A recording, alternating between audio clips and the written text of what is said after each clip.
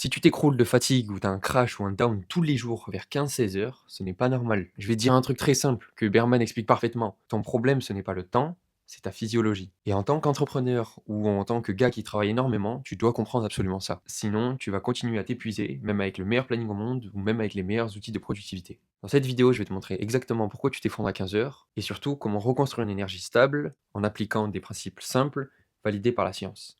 Et là, tu te dis: «Putain, c'est qui ce gars qui me parle de stabilité, d'énergie, d'Uberman?» Et je vais me présenter tout simplement. Je suis Gabriel Pontes, je suis coach sportif et préparateur physique et je suis spécialisé dans l'approche d'entrepreneurs et de personnes occupées qui travaillent beaucoup, à grosse charge de travail.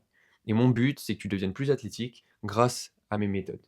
Il y a beaucoup d'entrepreneurs ou de personnes qui ont des gros volumes de travail qui pensent que par manque de temps, ils manquent de productivité. Mais ça n'a rien à voir. Bon entrepreneur que tu es, tu vas te dire: «OK, je vais changer ma to-do list, je vais changer mes outils de travail, donc de productivité. J'ai essayé de changer mon équipe, il y a des choses qui ne vont pas, peut-être que je délègue pas assez de choses, et cetera, et cetera. Alors que tu peux juste changer ton rythme biologique et être 2 fois plus productif sans rien changer en rapport avec ton business en lui-même.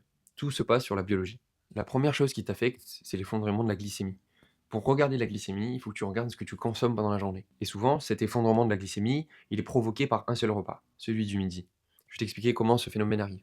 Si tu as un repas trop élevé au niveau des glucides, tu te retrouves avec une glycémie qui est complètement dérégulée. Tu as un pic glycémique, donc une insuline qui monte aussi, et suite à cette montée d'insuline, en fait, tu as une chute comme un revers de la médaille qui t'emmène vers un crash toutes les après-midi. Si tu as un repas un peu trop riche en glucides, tu vas te retrouver soit ballonné, soit avec une digestion un peu trop lourde ou un peu trop lente. Tout ça, c'est expliqué par une seule chose: le détournement massif d'énergie pour la digestion. Comment tu vas être productif, comment tu veux avoir de l'énergie dans ta journée, si toute l'énergie qui est consacrée à ton corps est mise à disposition que pour faire de la digestion? Et comme je t'ai dit juste avant, en fait, tu as un pic d'insuline. Qui dit pic d'insuline dit crash. Et aussi dit crash de ta dopamine. Et ta dopamine, elle est intéressante parce que lors de ton travail, quand tu te sens inspiré, quand tu te sens dans un état de flow, le fait que tu te sentes plein d'énergie, que tu te sens concentré et que ton cerveau récompense avec un sentiment de bonheur, c'est juste parce que tu te sens productif et parce qu'il n'est pas attelé à une autre tâche comme la digestion.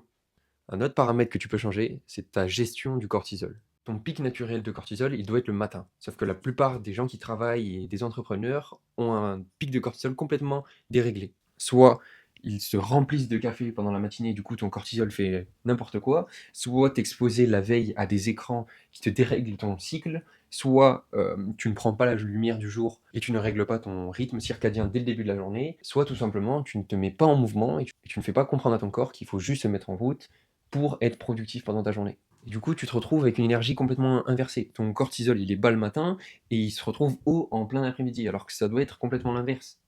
Maintenant qu'on a compris tout ce qui est cortisol, insuline, etc., il faut se dire qu'il y a la notion psychologique qui rentre en compte.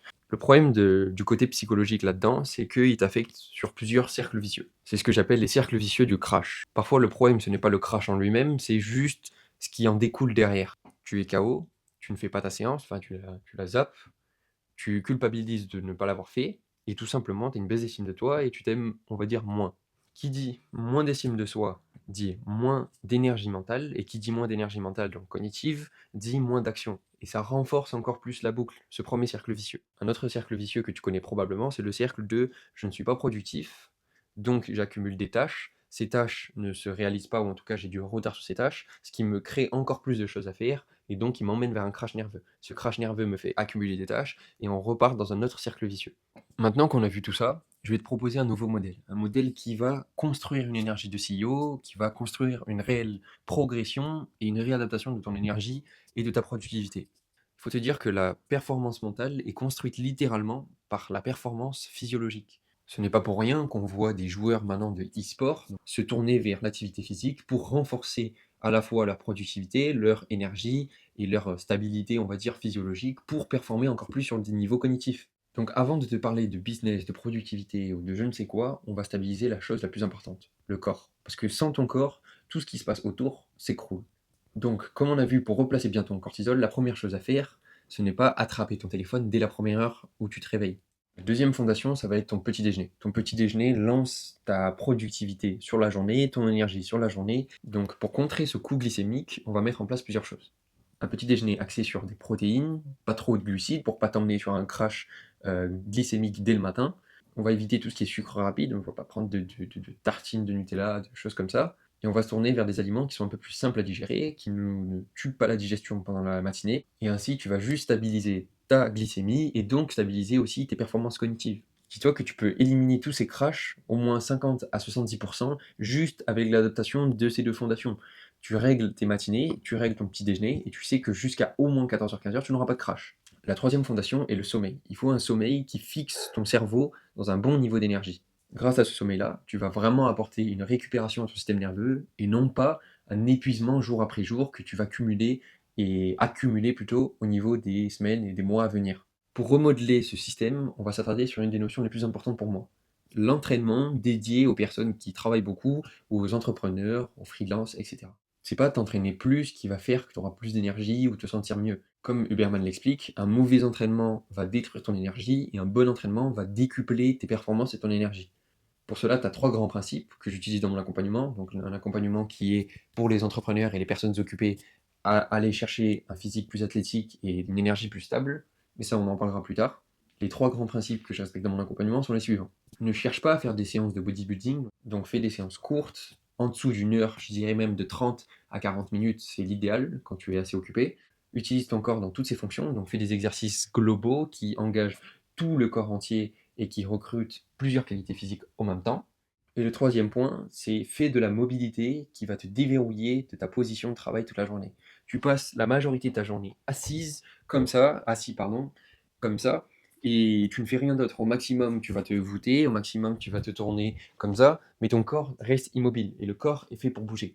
Donc la première chose à faire, c'est mobiliser ton corps, mobiliser tes hanches, mobiliser ton dos, mobiliser tes cervicales, et ainsi, tu vas déverrouiller et te sentir mieux quand tu seras dans cette position, parce que ton corps est capable de faire plus, et surtout demandera de faire plus. Et au moment où tu feras les exercices qui te libéreront ces chaînes-là, tu vas directement te sentir mieux, que ce soit en position assise, debout, allongé, ou je ne sais quoi. Sans parler du fait que tu vas sans doute éliminer tout ce qui est douleur de dos, douleur cervicale, liée sans doute à ton travail. Donc là, je fais une pause à la vidéo juste 15 secondes pour te dire que j'ai créé une routine mobilité qui dure moins de 5 minutes, justement pour pallier à tous ces problèmes de dos, douleur au dos, bas du dos, hanches, cervicales, etc., donc liées à ton activité, pour que tu la fasses depuis chez toi. Elle est gratuite, toutes les informations sont en description, n'oublie pas d'aller voir. Allez, je te laisse avec la suite de la vidéo. Notre socle qu'on voit dans le système, c'est la gestion du stress. Ce qui te tue pendant tes coups de fatigue, etc., c'est pas sans doute le stress d'un coup qui te prend et qui te donne un coup de chaud.